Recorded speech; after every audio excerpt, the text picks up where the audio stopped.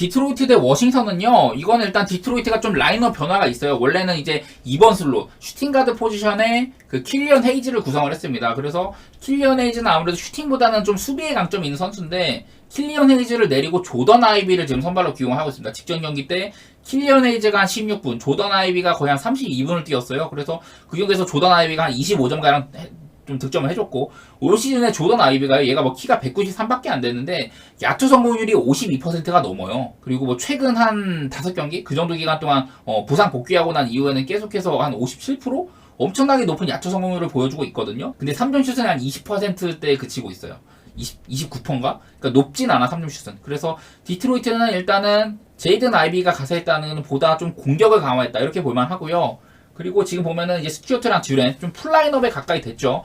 이제 좀 벤치만 좀 다 돌아오면 디트로이트도 풀라인 구성이 될 텐데, 일단은 이 구성으로 워싱턴을 상대를 합니다. 워싱턴은 지금 조던 풀이 퀘셔너블인데, 직전 경기 때 애틀랜타랑 할 때 워싱턴이 한 30점차 가까이 끌려갔었어요, 경기를. 조던 풀이 없는 것도 있겠지만은, 그날 이제 조던 풀 대신 난 코리 키스퍼트가 좀 부진했었고, 야투 13개 중에 3개 넣었나 막 그랬었어요. 그래서, 워싱턴이 좀 오바팀답지 않게 그렇게 많은 득점을 못했습니다. 그래갖고 제 기억으로는 그게 기준점이 250인데 워싱턴 때문에 언더가 났던 걸로 기억을 해요. 근데 보시다시피 워싱턴은 여기에 디펜시브 레이팅 꼴찌 팀이고 오피트인의 야투 허용률이 29등. 댈러스 다음으로 안 좋아요. 그만큼 인사이드 수비가 안 된다는 건데, 뭐 디트로이트의 아웃사르, 탐슨, 스튜어트, 듀렌 전부 다 좀 외곽슛 능력은 그렇게 뛰어나지 않은 반면 인사이드 공격은 딱 탁월한 선수들이에요. 탁월한 선수들이어가지고 저는 뭐 워싱턴의 인사이드를 디트로이트가 괴롭힐만 하다 그렇게 생각을 하고, 디트로이트도 꽤나 점수를 많이 내는 팀이고, 디트로이트가 막 많이 져서 그렇지 지금 디트로이트가 거의 워싱턴이 일단 9연패고 디트가 지금 13연패거든요. 저는 근데 내일이 디트로이트가 이거 연패를 벗어던질 절호의 기회라고 생각을 합니다. 일단은 듀렌이 돌아와가지고 보다 안정적인 경기력을 보여줄 수가 있고, 그동안 디트가 인디애나, 덴버, 토론, 클브, 애틀, 그나마 만만한 팀이 시카고, 그리고 필라델피아, 밀키, 골스, 피니, 뉴올, 그리고 또 포틀랜드 한번 만났었고, 오클라호마 이런 좀 강팀들을 많이 만나가지고 이렇게 연패를 많이 했는데, 저는 근데 그렇게 막 13연패를 박을 만큼 노닥팀까지는 아니라 생각하거든요. 반면에 워싱턴은 조던 풀이 없다 이러면 나는 볼륨 채우기도 애매해지고, 일단 워싱턴이 구성상으로는 저는 디트가 워싱턴보다 낫다고 생각을 해요. 이 경기 뭐 디트가 홈이기도 하고, 워싱턴의 인사이드라는 보장된 공격 루트가 있고, 디트로이트는 또 인사이드 공략에 강점이 있다. 저는 일단은 디트로이트 승쪽 보고, 또 그것도 있어요. 디트로이트가 파울을 제일 많이 하는 팀이고 상대팀한테 자유투도 제일 많이 주는 팀이기도 하다. 그리고 거기다 워싱턴은 페이스도 상당히 빠른 팀이고 공격 시도도 많은 팀이고 하다 보니까 디트가 외곽 수비가 좋은 팀도 아니고요. 뭐 그렇다 보니까 그냥 그래도 오바 쪽이 조금 더 가깝지 않나. 워싱턴이랑 디트랑 붙으면 저는 234.5면은 오바가 나지 않을까. 일단 그렇게 생각하고 있습니다. 다음에 인디애나 대 포틀랜드. 뭐 인디애나는 이제 말할 것도 없어. 인디애나 공격 잘하고 수비 못하는 팀인 건 모두가 알고 있잖아요. 희대의 오바팀이라는 것도 많이들 알고 계실 거고. 근데 포틀랜드가 공격, 경기당 득점 꼴찌, 리바운드 뒤에서 3등, 필드골 성공률 뒤에서 2등, 3점 슛 성공률 뒤에서 꼴등, 뭐 이렇게 어시스트 비율도 그렇고 양팀이 보면은 그냥 극과 극이에요. 인디애나 리그에서 공격 제일 잘하는 팀이고 포틀랜드 리그에서 공격 제일 못하는 팀이다. 근데 그렇다고 포틀랜드가 수비가 좋냐? 좋다고는 하기 좀 그렇고 어느 정도 수비를 하는 팀이긴 한데 그렇게 잘하는 것도 아니에요. 포틀랜드가. 저는 저 리그에서 이제야 뭐 브록던도 돌아오고 스콧 앤더슨도 돌아오면서, 특히나 스콧 앤더슨이 요즘에 돌아오고 나서는 3경기 동안 폼이 좀 괜찮아요. 야투율도 많이 늘었고 좋은데, 근데 어제 미러키 보면은 미러키가 공격을 아주 못한 건 아니었는데 포틀이 좀 잘 터졌어요, 제 생각에는. 근데 인디애나는 미러키처럼 천천히 공격하는 팀이 아니고 끊임없이 퍼부는 팀이어가지고, 또 인디애나가 혹시라도 포틀한테 초반에 밀린다고 하더라도 인디애나는 또 4쿼터 때 역전하는 경우가 되게 많거든요. 왜냐면 할리버튼이 클러치 상황, 4쿼터 5분 이내 5점 차인 경우를 클러치 상황이라고 하는데, 할리버튼이 그 클러치 상황에서 그 슈팅 효율성, 그걸 TS %라고 하는데 그게 93%예요. 그러니까 뭔 말이냐면 클러치에 매우 강하다는 거고, 이 TS % 수치는 일반적으로 적당한 애들이 한 54%, 5%, 그리고 댈러스 같이 좀 3점슛 많이 하고 TS %가 가장 높다는 팀이 60% 초반이에요. 근데 할리버튼 혼자 93%가 넘는다. 클러치에 매우 강하다는 소리고, 이건 일단 인디애나의 마행을 안 볼 수가 없을 것 같아요. 어제처럼 포틀랜드가 막 미러키한테 잘 비비거나 뭐 그럴 수도 있겠지만은, 일단은 제 생각에는 인디애나는 미러키처럼 그렇게 막 쳐다보고 있을 팀이 아니거든요. 뭐 인디애나를 제가 너무 좋게 보는 걸 수도 있기는 한데, 지금 상황에서 이렇게 두 팀이 붙으면은 저는 일단 인디애나가 많이 한다고 보고, 근데 241.5는요, 이게 포틀랜드가 못 따라올까봐. 내일 경기는 물론 수비를, 미러키보다도 훨씬 더 수비를 안 하는 인디애나를 상대하는 거긴 한데, 포틀랜드가 과연 얼마나 넣어줄까가 관건이에요. 그게 조금 의심스러워서 저는 언더오버는 일단은 오바를 보기는 하는데, 이거는 그렇게 비중이 높을 것 같지는 않습니다. 그냥 인디애나 마인이 더 나아 보여요. 제 생각에는. 다음 경기 필라델피아 대 레이커스. 이게 제가 설명을 윙 농구의 닉널스다. 이게 윙이라고 하면은 이제 NBA가 옛날처럼 두 명의 뭐 딱 그 포지션대로 포인트 가드, 슈팅 가드, 스몰 포워드, 파워 포워드, 센터. 일반적으로 파워 포워드와 센터는 빅맨진이라고 구성을 하고, 그리고 뭐 포워드, 그 스몰 포워드랑 슈팅 가드가 막 이렇게 막 외곽도 지원해주고 뭐 그런 선수로 많이 알려져 있고, 돌격대장 역할을 스몰 포워드에서 많이 한다 이렇게 많이 알려져 있잖아요. 근데 요즘에 윙 농구라는 거는 좀 사실상 2, 3, 4번을 이렇게 뭉뚱그리는 경우가 많죠. 옛날처럼 이제 4번 파워포워드가 좀 수동적인 역할? 그런 것보다는 좀 더 본인이 이렇게 막 슬래시 역할을 할 수 있는, 찍고 들어가가지고 마무리한다거나 그런 애들을 이제 윙이라고 해요. 그리고 이런 윙들은 보통 기동성 좋고 파워풀하다기보다는 기동성 좋고 수비에도 영향력 줄 수 있고 외곽도 되는 이런 거를 윙이라고 하는데, 필라델피아는 탁월한 윙들을 많이 보유하고 있는 팀이죠. 뭐 이제 하든을 보내면서 받아온 게 바툼, 뭐 모리스 시니어라든지, 여기다 우브레도 지금 부상이지만 있고, 코빙턴도 있고요. 상당히 훌륭한 윙들을 많이 보유한 필라델피아인데, 레이커스도 원래는 윙이 많았어요. 근데 지금 보면은 그 벤더빌트, 수비가 상당히 기여하는 부분이 큰 벤더빌트라든지 루이 하치무라, 그리고 레디시도 지금 부상의 가능성이 높고, 타우렌 프린스는 공격보다는 수비적인 윙이라고 할 수가 있는데, 이렇게 레이커스도 원래 윙을 많이 보유했는데 지금 윙이 상당히 많이 빠져있다. 다만 이제 필라델피아는 우브레 말고는 윙의 결장이 거의 없는 상태죠. 이렇게 필라델피아는 좀 요즘에 대세에 딱 맞는 그런 농구를 할 수 있는 편이고, 레이커스는 사실상 내일 르브론 고 그리고 AD의 이런 좀 뭐랄까 인사이드 플레이 그런 거 말고는 믿을 게 별로 없어 보이는데, 일단은 필라델피아가 엔비드가 직전 경기, 요즘에 그냥 엔비드가 MVP급 활약인 것 같아요. 올 시즌도 이대로만 가면은 엔비드가 거의 득점왕을 유력하지 않을까 일단 싶고, 상성상으로 왜냐면 필라델피아가 레이커스한테 뭐 수비가 딸린다거나 외곽이 딸린다거나 그런 팀이 결코 아니거든요. 공수 양면에서 필라델피아가 레이커스보다 윗급이면 윗급이지 결코 밀리는 팀이 아니야.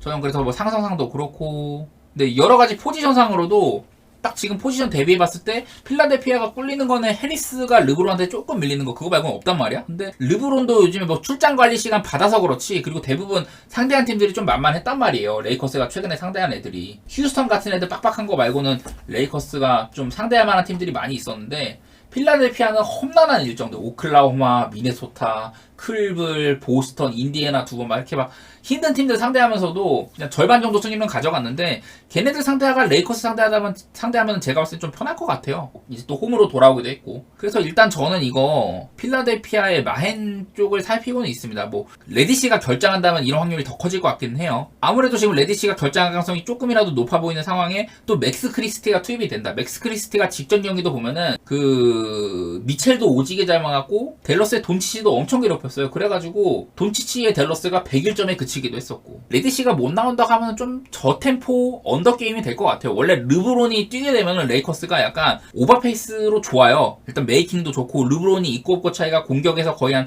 18점가량의 플러스 마이너스가 있다, 이런 부분들 많이 말씀드렸는데, 저는 르브론이 나와도 이 경기는 조금 저템포 흐름이 될 가능성이 있다고 생각하거든요.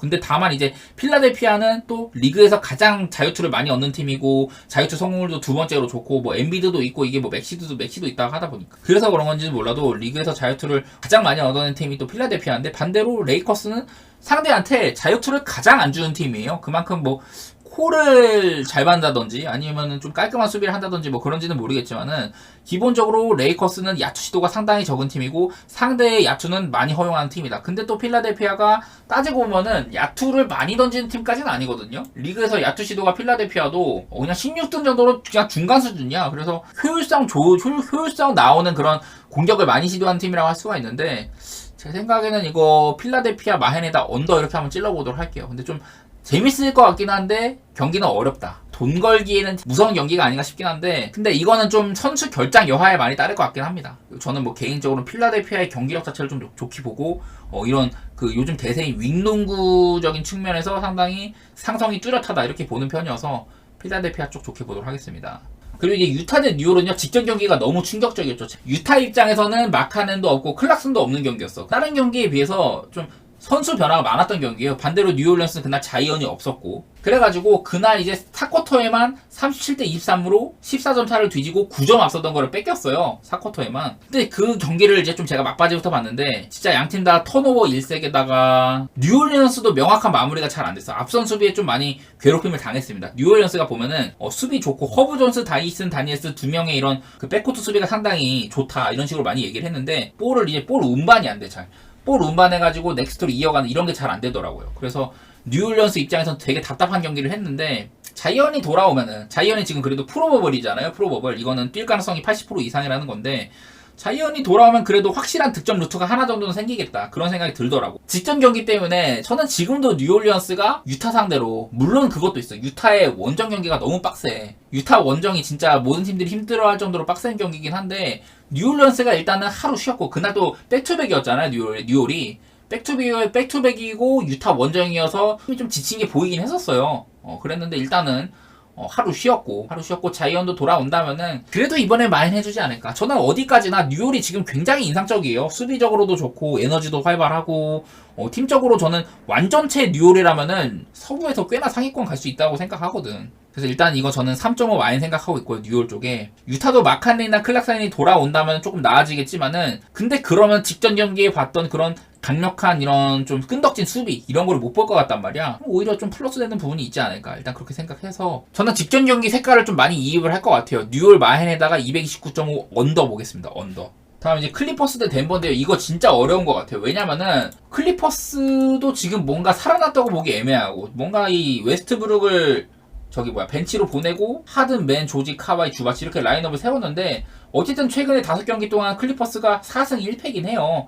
그 기간 동안 휴스턴도 잡고 샌안토니오 2번 잡고 댈러스도 잡고 했는데 뉴올한테 한번 졌었죠. 근데 클리퍼스가 나아지기는 했는데 여전히 카와이가 좀 이런 야투 효율성 부분에서 조금 애매하고, 하든이 그리고 너무 안 던지기도 하고. 반대로 근데 덴버를 생각하면, 덴버가 직전 경기 이제 샌안토니오한테 홈에서 간만에 홈 들어와가지고 대승을 거뒀어요. 이것도 딱 마행권에 걸치긴 했어. 11.5에 겨우 걸쳤는데, 좀 이날 웬벤야마도 대활약을 했었고 하긴 했었는데요. 덴버가 일단 또 원정으로 간다는 점. 아까도 말했지만 덴버가 올 시즌 홈에서는 8승 0패인데 원정에서는 3승 6패란 말이야.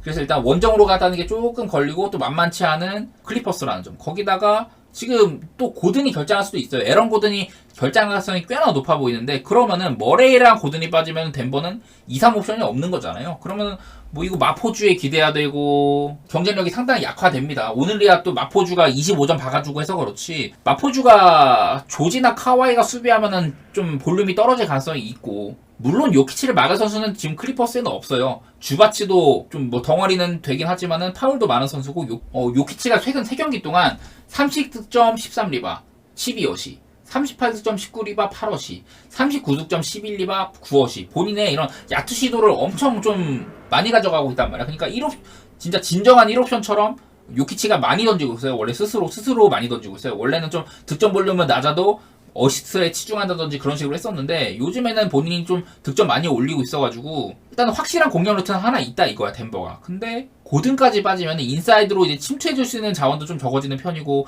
기본적으로 저는 덴버가 지금 머레이가 없기 때문에 레지 잭슨이 지금 1번 슬롯에서 뛰고 있는데 벤치의 경쟁력이 너무 낮다 이런 소리 많이 했었죠. 이거 너무 어려워. 지금 상황상으로는 덴버가 클파보다 안 좋아 보이는데, 이 클리퍼스도 좀 약간 삐리하고, 더구나 양팀의 맞대결이요. 덴버가 최근 6경기를 6번 다 이겼어요. 클리퍼스 상대로. 그것도 좀 걸린단 말이야. 그 올 시즌에는 한 번 붙었고요. 그때 111대 108이었고 딱 내일 기준점이 3.5인데 클리퍼스가 3.5 프렌에 걸치겠죠. 그렇게 되면은. 그전에는 다 덴버가 지난 시즌이랑 지지난 시즌 다 이겼어요. 애매해 많이. 저는 근데 이거는 언더오버 따지자면 저는 살짝 언더 쪽 생각하고 있기는 하거든요. 언더 보기도 빡센데 일단 언더 생각하고 있어. 무엇보다도 클리퍼스가 생각보다 하든 합류 이후에 그런 다득점 경기를 많이 안 했다는 거. 최근 5경기 동안 클리퍼스가 평균 득점이 110점, 평균 실점이 101점이에요. 반대로 지금 최근 5경기 동안 덴버 보면은 평득이 110, 실점이 114 이렇단 말이야. 그래서 나는 이거 양팀 다 그렇게 우리의 인상과는 다르게 좀 언더페이스도 있다고 생각을 하고, 언더만 좀 좋게 보도록 하겠습니다. 이 경기는요. 좀 나는 이거 핸디는 아예 좀 감이 안 와. 애매한 것 같아요 많이. 일단은 뭐 플럼 대 울버햄튼부터 얘기하면은 일단 뭐 눈에 띄는 건 이런 거였어요. 맞대결 전적에서 상당히 언더지표가 눈에 많이 띈다. 언더지표 내지 뭐 무승부도 많고 1점차 승부도 많고 이건 어떤 방향이든 나는 무승부랑 햄무 가는 게 맞다고는 생각을 하네요.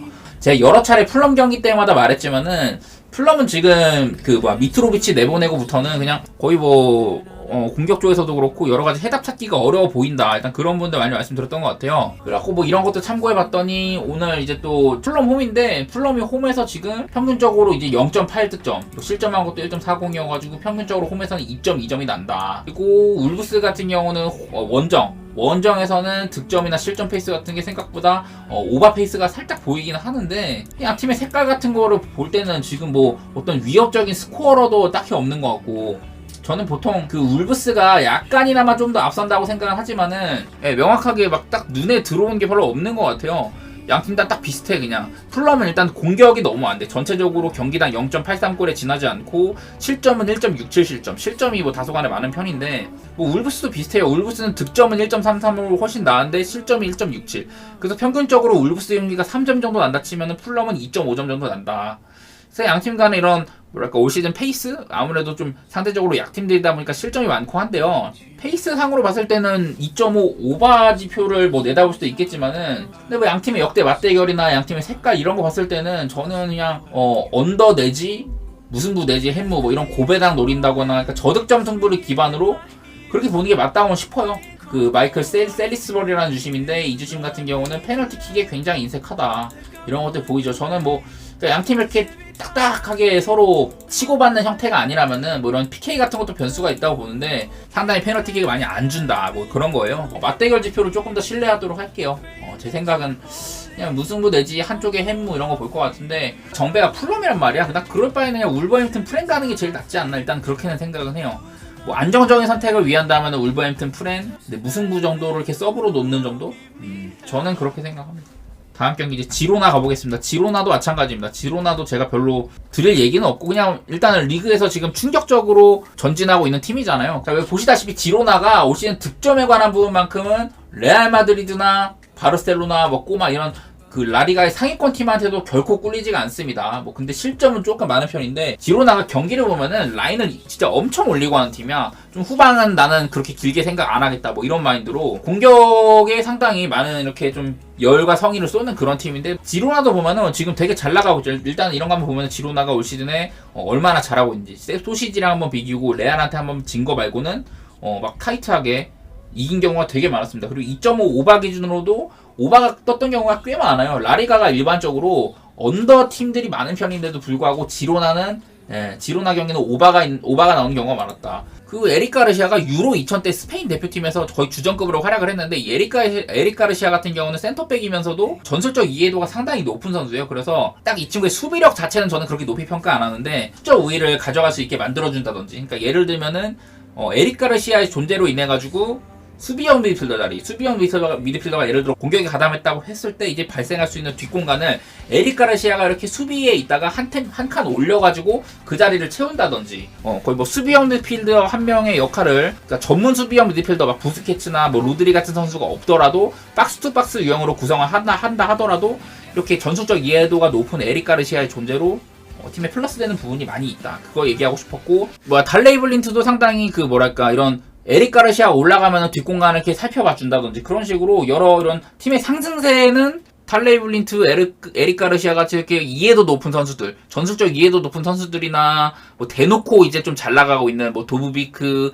치안코프 이런 친구들도 있고 올 시즌에 왔고 사비오도 굉장히 잘해주고 있죠. 그러니까 팀의 일단 구성 자체가 라리가 상위권이라고는 싶어요. 저는 일단은 지로나의 구성 자체가 라리가 상위권을 일단은 노릴만한 전력이긴 하다. 그리고 여기 이제 레알 마드리드 레전드 출신의 이 미첼도 팀을 상당히 잘 빚어놓은 것 같다. 극단적인 공격 형태를 취하면서도 수비 시에는 어떠한 점을 포인트로 체크를 해야지 좀 효과적인 수비를 할 수 있냐 이런 것들을 상당히 잘 짜놨다고 생각을 해요. 그래서 지로나 경기도 뭐 지로나 승 내지 오바 이렇게 볼 것 같다. 저는 근데 배당충이어가지고 지로나 승 쪽을 조금 더 향할 것 같긴 하네요. 일단 지로나는 홈게임을 하는데 홈이나 원정이나 득점, 실점 부분이 비슷비슷합니다.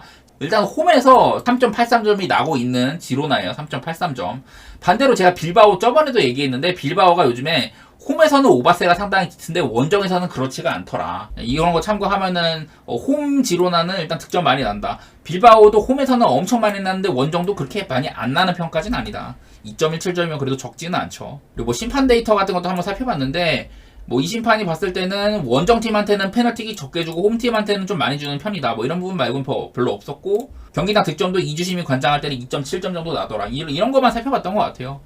그래서 그냥 뭐 여러 가지 요소상으로는 2.5 오바 정도는 볼만하겠구나. 뭐 이런 것들도 봤을 때는 홈에 살짝이라도 정말 살짝이라도 유리한 부분이 있겠죠. 심리적인 부분이라도요. 헬라스 베로나 대 레체 경기가 있는데 요거 경기는요, 양 팀의 올 시즌 페이스상으로 저득점이 많다는 거를 얘기를 하고 싶어요. 일단 보면은 맞대결 좀 한번 봐야 되고, 맞대결 상으로는 베로나가 레체 상대로 세리아 승격 이후로는 베로나가 모든 경기를 다 잡고 있긴 하다. 근데 제가 봤을 때는 현 시점에서는 근데 베로나보다는 레체가 조금이라도 좋은 팀이라고 생각을 해요. 이제 베로나의 최근 경기랑 레체의 최근 경기를 볼게요. 양 팀 다 페이스가 많이 안 좋구나라는 걸 일단 실감할 수가 있는 게, 일단 이게 베로나고요. 그 다음에 레체.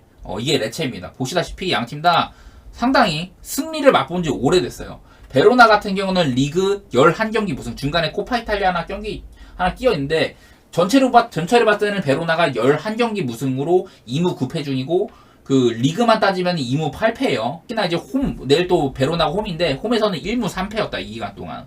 반대로 이제 레체도 8경기 동안 무승입니다. 리그만 따지면 3무 4패고 전체로는 3무 5패고요. 이렇게 양팀 다 최근에 승리를 맛본 지가 오래됐다. 이제 저기를 보면은 득점 지표 같은 거 한번 보러 가면요, 이제 헬라스 베로나가 홈인데 헬라스 베로나가 홈에서는 경기당 0.8득점밖에 안 돼요. 레체 같은 경우도요, 레체도 원정에서는 득점이 엄청 적어.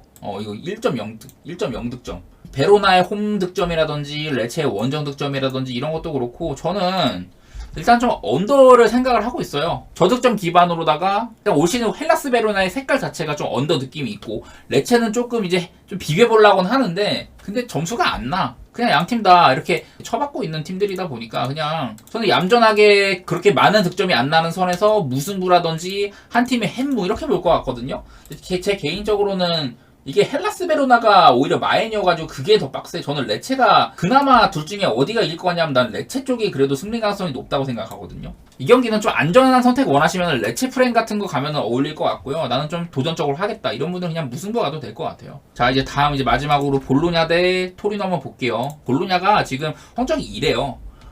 딱 봤을 때 무승부가 상당히 많고 패배가 상당히 좀 없었다는 건데, 이렇게 쭉 해오다가 직전 경기 피렌체한테 2대1로 잡혔거든요. 제가 이 경기를 또 좀 일찍 시작했고 이 경기를 다 봤는데, 볼로냐가 솔직히 말해서 이길 경기는 아니긴 했어요. 물론 양팀 다 페널티킥 하나씩 오가고 그랬던 것 같은데 경기력이 막 좋지는 않았어. 경기력이 좋지는 않았는데 그냥 단순히 이런 연속으로 지지 않고 있는 기록을 좀 믿었었는데요. 근데 일단은 뭐 상대가 피오렌티나하고 또 원정이기도 했었고 볼로냐가 어려울 법은 했다. 그냥 그런 점들 한번 말씀드리고 싶었고, 그냥 단순히 피오렌티나전 이거 뭐 제끼고 보면은 볼로냐가요, 올 시즌에 이 무패 기간 동안 유벤투스랑도 비기고 인터밀란랑도 비기고 또 라치오한테는 또 승리 거두기도 하고 사스올로 같은 만만치 않은 팀한테도 또 비기고 이렇게 나폴리랑도 비긴 게 있죠. 전체적으로 상위권 뭐 중위권 할 거 없이 비슷비슷하게 잘 싸워. 제가 볼로냐 얘기할 때마다 작년이랑 비교했을 때는 볼로냐의 이런 라인업이 거의 한 8명 정도의 준주전급들이나 주전들이나 많이 바뀌었다고 얘기를 했는데, 그럼에도 불구하고 볼로냐가 짜임새를 잘 가져가더라. 티아고 모타 감독이 잘 지지하는 팀으로 만들어낸 것 같다. 이런 부분을 칭찬을 많이 했었고요. 11경기 연속 무패 행진을 달리던 기간 동안 홈전적만 따지면은 4승 1무로 나오는데 코파까지 합하면은 5승 1무예요. 5승 1무. 그러니까 볼로냐가 단단했던 기간 동안은 상당히 좋은 모습 보여줘 왔다. 뭐 그런 거를 반증하는 부분인 것 같고, 저는 일단 볼로냐가 좀 솔리드하다고 생각해요. 잘 지진 않는다. 일단은 볼로냐가 잘 지진 않더라. 그런 걸 생각하고 하려고 하고, 반대로 이제 토리노 얘기를 좀 해보려고 하는데요. 중요한 경기에서 선발로 쓸만한 스팔레티의 믿음을 받는, 그 스팔레티가 봤을 때 야, 얘가 요즘에 수비 제일 잘해 이런 느낌이겠지. 그날 부온조르노랑 아체르비가 선발이었거든요. 어쨌든 이 선수가 토리노의 수비를 이끌고 있고, 유망주 리치라든지 인터밀란에서 임대온 벨라노바 같은 오른쪽 윙백이라든지 또 어디 갔어? 로드리게스, 오랫동안 이탈리아에서 좀 오랫동안 좀 몸담았던 로드리게스도 있고, 수비가 전반적으로 단단하고요. 그리고 미드필더진도 여기 있는 그 크로아티아의 재능 블라시치라든지, 그리고 일리치, 이 친구는 세르비아인데 토리노가 중원 구성을 이런 좀 동구권 계열들을 많이 쓰는데 얘네들이 다 대부분 솔리드하게 많이 해줘요. 그리고 전방에 이제 그 피지컬의 대명사죠. 아탈란타에서도 많이 뛰었던 두반 사파타 있고, 그 사나브리아 알라 이 친구는요 파라과이 선수인데 바르셀로나 유스 출신이에요. 그래서 옛날부터 뭐 토리노에서 뛰고 막 했었는데 어쨌든 그러니까 토리노의 색깔은 딱 명확해. 수비 단단하게 하면서 미드필더 이렇게 딱 좀 중원 지키는 싸움 많이 하고, 전방으로 이렇게 볼 길게 투입해가지고 사파타가 지키고 사나브리아 알라가 마법 부려보고 약간 그런 느낌이거든요. 그런 축구를 하기 때문에 전반적으로 좀 만들어 나가는 득점은 그렇게 막 신통치는 않죠. 토리노나 볼로냐 둘 다 단단하다 뭐 이렇게 생각을 하고 있는데, 저는 굳이 따지자면은 아까 볼로냐의 이런 홈 데이터도 있고 최근에 많이 지지 않았다 이런 것들도 있고, 직전 경기에 피오렌티나 원정에서 패하긴 했지만 여전히 홈에서는 올 시즌 5승 1무로 잘하고 있다 이런 것들 생각을 하면은 볼로냐 사이드가 맞다고는 생각은 해요.